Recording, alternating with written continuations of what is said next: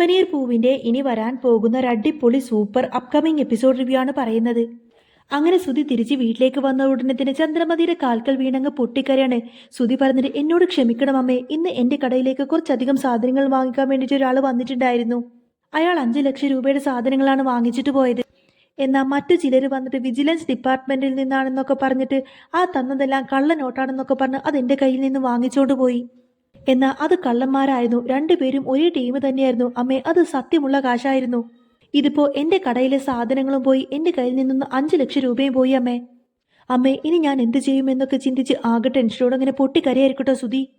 ചന്ദ്രക്കങ്ങ് ദേഷ്യം വന്നിട്ട് ചോദിക്കുന്നത്, എടാ എന്താണ് നീ പറയുന്നത്? അപ്പോ പണം മൊത്തം പോയോ? ഒരു കാര്യം പോലും മര്യാദക്ക് ശരിയായിട്ട് ചെയ്യാനൊന്നും അറിയില്ലേ നിനക്ക്? ഇപ്പൊ മൊത്തം തൊലച്ചിട്ട് വന്ന് നിൽക്കുന്നത് കണ്ടില്ലേ ദ്രോഹി എന്നൊക്കെ പറഞ്ഞ് ചന്ദ്ര ദേഷ്യപ്പെട്ട് സുധിയുടെ മുഖത്തിട്ട് ഒരൊറ്റ അടി അങ്ങ് വെച്ചു കൊടുക്കുകയാണ്. എടാ, നീ കുറെ അധികം ഡിഗ്രി ഒക്കെ വാങ്ങിച്ചു കൂട്ടിയിട്ടുണ്ടല്ലോ, അതൊക്കെ എടുത്തിട്ട് ചവറ്റുകൊട്ടയിൽ എറിയടാ.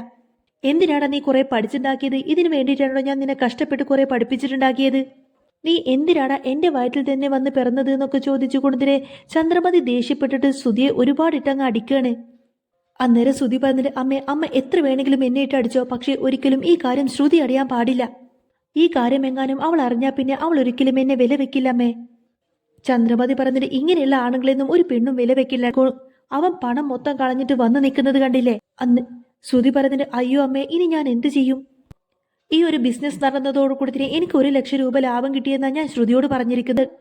ഡീലർ ആണെങ്കിൽ നാളെ എന്റെ കയ്യിൽ നിന്നും 5 ലക്ഷം രൂപ നാളെ വാങ്ങാൻ വേണ്ടി വരും. അതുകൊണ്ട് എനിക്ക് എങ്ങനെയെങ്കിലും ഒരു 5 ലക്ഷം രൂപ കിട്ടിയേ പറ്റൂ അമ്മേ. അമ്മ എന്നെ എങ്ങനെയെങ്കിലും 5 ലക്ഷം രൂപ തന്നിട്ട് ഹെൽപ്പ് ചെയ്യണമെന്നൊക്കെ സുധി കരഞ്ഞുകൊണ്ട് പറയണേ. ചന്ദ്രമതി ദേഷ്യപ്പെട്ട് ചോദിക്കുന്നുണ്ട്, എടാ അത്രയും പണമൊക്കെ ഞാൻ എവിടെ നിന്ന് എടുത്തു തരാനാടാ? സച്ചി എപ്പോഴും പറയാറുള്ളത് പോലെ കുറെ അധികം പഠിപ്പ് പഠിച്ച വെറും കഴുതയാണടേ നീ. ശ്രുതി പറഞ്ഞിട്ട്, അമ്മേ ഇതുപോലെ തന്നെ ശ്രുതിയും എപ്പോഴും എന്നോട് പറയും, നിങ്ങൾ എന്നെ ഇപ്പൊ ഹെൽപ്പ് ചെയ്തില്ലെങ്കിൽ പിന്നെ എന്റെ ലൈഫ് തന്നെയാണ് പോവാൻ പോകുന്നത്. പ്ലീസ് അമ്മേ, ഈ ഒരു സാഹചര്യത്തിൽ അമ്മയെങ്കിലും എന്നെ ഹെൽപ്പ് ചെയ്യണം, അമ്മ എന്നെ കൈവിടരുത് എന്നൊക്കെ പറഞ്ഞു കൊടുത്തിട്ട് ശ്രുതി ഇങ്ങനെ ചന്ദ്രയുടെ കാല് പിടിക്കും. ചന്ദ്രമതി പറയുന്നത്, എടാ എന്റെ കയ്യിൽ ഒരു പണം പോലുമില്ല, പിന്നെ നിനക്ക് വേണ്ടിയിട്ട് ഈ 5 ലക്ഷം രൂപയ്ക്ക് ഞാൻ എങ്ങോട്ടേക്കാണ് പോവേണ്ടത്?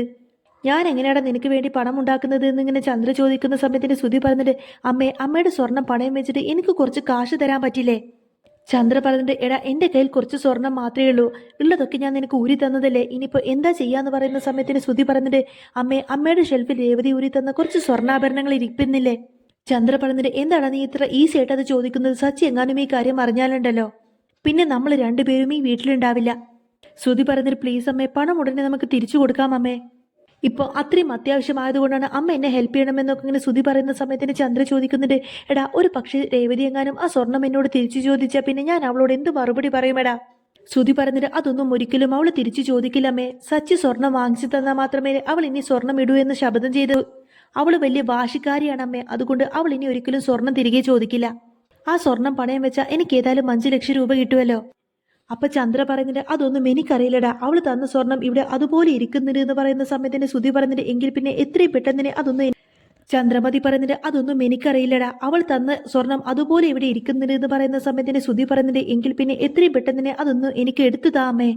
ചന്ദ്രമതി പറഞ്ഞിട്ട്, ശ്രുതി നീ കാരണം ഒരുപാടധികം ഞാൻ അപമാനപ്പെട്ടിട്ടുണ്ട്, ഇതിലെങ്ങാനും അങ്ങനെ സംഭവിച്ചിട്ടുണ്ടല്ലോ എന്നിങ്ങനെ ചന്ദ്ര ദേഷ്യപ്പെട്ട് പറയുന്ന സമയത്തിന് ശ്രുതി പറഞ്ഞിട്ട്, ഇല്ലമ്മേ ഇതിലൊരിക്കലും അങ്ങനെയൊന്നും സംഭവിക്കില്ല, പ്ലീസ് അമ്മയെങ്കിലും എന്നെ കൈവിടരുത് എന്നൊക്കെ പറഞ്ഞ് ശ്രുതി ഇങ്ങനെ കാല് പിടിച്ച് കേണപേക്ഷിക്കും. ശ്രുതി വല്ലാതെ അങ്ങനെ നിർബന്ധിക്കുന്ന സമയത്തിന് ചന്ദ്രമതിക്ക് മറ്റു വഴിയില്ല. ചന്ദ്രമതി പറഞ്ഞിട്ട്, ശരി നീ കുറച്ചു നേരം പുറത്തു പോയിട്ട് വെയിറ്റ് ചെയ്യേ, ആരും കാണാതെ ഞാൻ സ്വർണ്ണമായിട്ട് അങ്ങോട്ടേക്ക് വരാമെന്നൊക്കെ പറയും.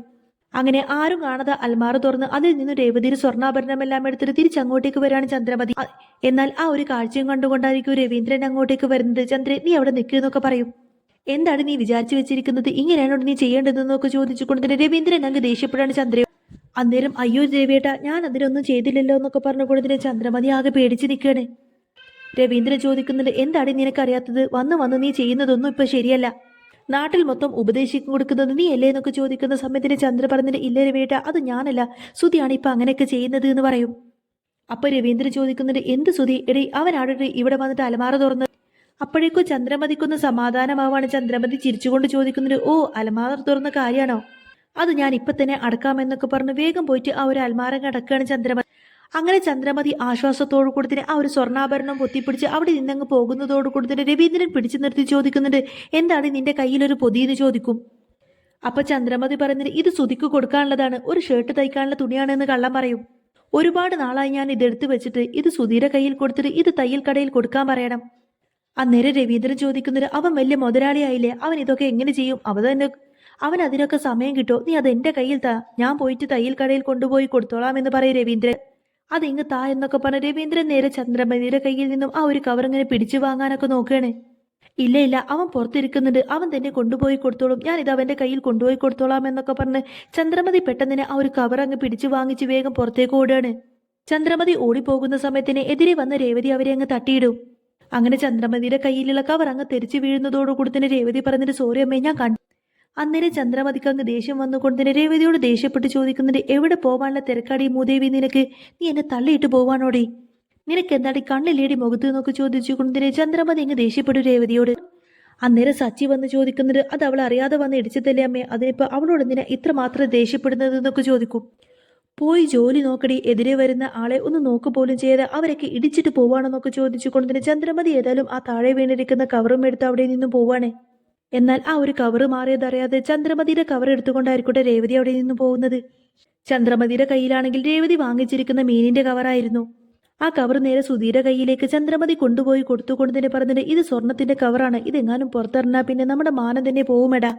നീ ഒരിക്കലും ശ്രുതിമോളുടെ മുന്നിൽ നാണം കെടാതിരിക്കാൻ വേണ്ടി മാത്രമാണ് ഞാൻ ഇതെല്ലാം നിനക്ക് തരുന്നത്. അതുകൊണ്ട് നീ എത്രയും പെട്ടെന്ന് ഇത് കൊണ്ടുപോയിട്ട് പണം വെച്ചിട്ട് പണം വാങ്ങിച്ചോണ്ട് വാ.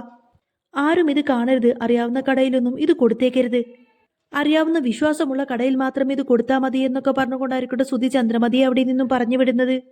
എന്നാൽ കവറിൽ ഇരിക്കുന്നത് മീനാണെന്നറിയാതെ സ്വർണ്ണമാണെന്നൊക്കെ ചിന്തിച്ച് സുധി വളരെയധികം സന്തോഷത്തോടു കൂടിയായിരിക്കും ആ ഒരു കവറുമായിട്ട് അവിടെ നിന്നും പോകുന്നത്. ചന്ദ്രമതി ആകെ ടെൻഷനാണ്. ചന്ദ്രമതി ഇങ്ങനെ മനസ്സിൽ ചിന്തിക്കുന്നുണ്ട്, ഞാൻ ഈ ചെയ്ത പ്രവൃത്തി എങ്ങാനും വീട്ടിൽ സച്ചി രേവതി അറിഞ്ഞാൽ പിന്നെ എന്തായിരിക്കും എന്റെ അവസ്ഥ. അങ്ങനെ ചന്ദ്രമതി തിരിച്ച് കിച്ചണിലേക്ക് എത്തിയ ഉടനെ താൻ സുധിക്ക് കൊടുത്തുവിട്ട അതേപോലത്തെ ഒരു കവർ കിച്ചണിലും കാണാണ്. ഇതെല്ലാം ഞാൻ സുധിയുടെ കയ്യിൽ കൊടുത്തുവിട്ട അതേ കളറുള്ള കവറാണല്ലോ, എന്നാലും ഇതെങ്ങനെ ഇവിടെ വന്നു എന്നൊക്കെ ചിന്തിച്ചു കൊണ്ടതിന് ചന്ദ്രമതി ആ ഒരു കവർ ഇങ്ങനെ തുറന്നു നോക്കുകയാണ്. അതിൽ തുണിയും സ്വർണവും കാണുന്ന സമയത്തിന് ചന്ദ്രമതി ഒന്ന് ഞെട്ടിപ്പോകുന്നുണ്ട്. ഇത് ഞാൻ സുധിയുടെ കയ്യിൽ കൊടുത്തതാണല്ലോ, വീണ്ടും ഇതെങ്ങനെ ഇവിടെ വന്നു? ഓ, രേവതി എന്നെ വന്ന് ഇടിച്ചപ്പോ കവർ മാറിയതായിരിക്കും, അപ്പൊ പിന്നെ സുധി കൊണ്ടുപോയ കവറിൽ എന്തായിരിക്കും എന്നൊക്കെ ചിന്തിച്ചു കൊടുത്തിനെ ചന്ദ്രമതി ആകെ വല്ലാണ്ടായി നിൽക്കുകയാണ്. എന്നാൽ ഇതേ സമയത്തിന് രേവതി മാർക്കറ്റിൽ നിന്നും വാങ്ങിച്ച മീനിന്റെ കവറുമായിട്ട് സ്വർണ്ണക്കടയിൽ പോയിരിക്കുമായിരിക്കും സുധി നേരെ ജ്വല്ലറിയിൽ പോയി പറഞ്ഞിട്ട്, സർ എന്റെ കയ്യിൽ കുറച്ച് സ്വർണം പണയം വെക്കാനുണ്ട്, ഉടനെ തന്നെ എനിക്കൊരു 5 ലക്ഷം രൂപ ആവശ്യമാണ്. ശരി എങ്കിൽ പിന്നെ നിങ്ങൾ ഇങ്ങോട്ടേക്ക് സ്വർണം തരൂ, നോക്കിയിട്ട് പറയാമെന്നൊക്കെ പറയാണ് കടക്കാരൻ. സർ ഇതിൽ നിറച്ചും സ്വർണ്ണാഭരണങ്ങളുണ്ട്, ചെയിൻ, കമ്മൽ, വള, മാല, അങ്ങനെ എല്ലാം ഉണ്ട് എന്നൊക്കെ പറഞ്ഞ സുധി ആ ഒരു കവർ നേരെ ജ്വല്ലറിയുടെ ആ ഒരു കടക്കാരന് നേരെ നീട്ടുന്ന സമയത്തിന് മീനിന്റെ മണം കാരണം അവർ ആ കവർ വാങ്ങിച്ചില്ല. അതെ, ഇതിൽ സ്വർണം തന്നെയാണ്, പക്ഷേ ഇതെന്താണ് ഇങ്ങനെ നാറ്റമെന്നൊന്നും എനിക്കറിയില്ല, ഞാൻ ഇപ്പൊ കാണിച്ചു തരാമെന്നൊക്കെ പറഞ്ഞ് ആ ഒരു കവറും തുറന്നു കൊടുത്തിനെ അതിലുള്ള മീൻ മുഴുവനായിട്ട് ആ ഒരു ടേബിളിലേക്ക് അങ്ങ് ഇടാണ് സുധി. എന്നാൽ പച്ചമീൻ ഇങ്ങനെ ഇരിക്കുന്നതും കണ്ടുകൊണ്ടതിനെ കടക്കാരനും അതുപോലെ സുധിക്കൊന്നും വല്ലാതാവുന്നുണ്ടോ. കടക്കാരൻ ദേഷ്യപ്പെട്ടുകൊണ്ട് സുധിയോട് ചോദിക്കുന്നുണ്ട്, എടാ ഇതാണോടാ നിന്റെ സ്വർണം? ഷോ നാറിയിട്ട് വയ്യ, ഇതൊന്ന് എടുത്തു മാറ്റി നീ ആദ്യം. എന്നാൽ സ്വർണത്തിന് പകരം അവിടെ പച്ചമീന് കാണുന്ന സമയത്തിന് സുധിക്ക് അങ്ങ് വല്ലാതാവുന്നത്. അയ്യോ, അപ്പൊ പിന്നെ സ്വർണമൊക്കെ എവിടെ പോയി എന്നൊക്കെ ചിന്തിച്ചു കൊടുത്തിന് ആ ഒരു മീനൊക്കെ ഇങ്ങനെ തട്ടി മാറ്റിക്കൊണ്ടിരിക്കുകയാണ് സുധി. ഇതേ സമയത്തിന് കിച്ചണിലേക്ക് മീൻകറി വെക്കാൻ വേണ്ടിയിട്ട് രേവതി അങ്ങോട്ടേക്ക് വരുന്നുണ്ട്. എന്നിട്ട് ഇങ്ങനെ ചോദിക്കുന്നുണ്ട്, ഞാൻ മീൻകറി വെക്കാനുള്ള മീൻ ഇവിടെയാണല്ലോ വെച്ചിരുന്നത്, എന്നാ ആ കവർ ഇപ്പൊ കാണാനില്ലല്ലോ അമ്മേ, ഞാൻ ഇവിടെ മീൻ വാങ്ങിച്ചു വെച്ചിട്ടുണ്ടായിരുന്നു, അമ്മ എങ്ങാനും ആ കവർ കണ്ടോ? ഇല്ല ഞാൻ കണ്ടില്ല എന്ന് ചന്ദ്ര പറയുന്ന സമയത്തിന് രവീന്ദ്രൻ ചോദിക്കുന്നുണ്ട്, ഇപ്പൊ വാങ്ങിക്കൊണ്ടുവന്ന മീനാണോ മോളെ കാണാതെ പോയത്? അതേ അച്ഛാ, ഞാൻ ആ മീൻ കവർ എവിടെയാണ് വെച്ചത്, ദേ ഇപ്പൊ നോക്കുമ്പോ കാണാനില്ല എന്ന് പറയും രേവതി. ഇനിയിപ്പോ പൂച്ച വല്ലതും എടുത്തോണ്ട് പോയോ എന്നറിയില്ല എന്ന് രേവതി പറയുന്ന സമയത്തിന് രവീന്ദ്രൻ ചോദിക്കുന്നൊരു, പൂച്ച കവറോട് കൂടെ ഇങ്ങനെ എടുത്തോണ്ട് പോവോ മോളെ? അന്നേരം പൂച്ചയൊന്നുമല്ല, ഞാൻ തന്നെയാണ് എടുത്തത് എന്നൊക്കെ പറഞ്ഞ് ചന്ദ്ര തന്റെ കയ്യിലുള്ള ആ ഒരു കവർ അങ്ങ് കാണിച്ചു കൊടുക്കും. ഇങ്ങ് താമേ, മീൻകറി വെക്കാനുള്ള സമയമായി, ഞാൻ മീൻകറി വെക്കട്ടെ എന്നൊക്കെ പറഞ്ഞ രേവതി അതിങ്ങനെ പിടിച്ചു വാങ്ങിക്കാൻ നോക്കുന്ന സമയത്തിന് ചന്ദ്രമതി പറഞ്ഞിട്ട്, ഇല്ല ഇതിന് മീനൊന്നുമില്ല, ഇത് ഷർട്ട് തയ്ക്കാനുള്ള തുണി. അന്നേരം രവീന്ദ്രൻ ചോദിക്കുന്നത്, അതെന്താ അത് തയ്ക്കാൻ വേണ്ടിയിട്ട് സുധീരെ കയ്യിൽ കൊടുത്തു വിട്ടില്ലേ എന്ന് രവീന്ദ്രൻ ചോദിക്കുന്ന സമയത്തിന് ചന്ദ്രമതി പറഞ്ഞിട്ട്, അപ്പോഴേക്കും ഇവൾ എന്നെ വന്ന് ഇടിച്ചു, അപ്പോഴേക്കും ഞങ്ങളുടെ രണ്ടുപേരുടെയും കവർ അങ്ങ് മാറാണ്, അവൻ മീനുള്ള കവറുമായിട്ടാണ് ഇവിടെ നിന്ന് പോയത് എന്നൊക്കെ പറയാണ് ചന്ദ്ര.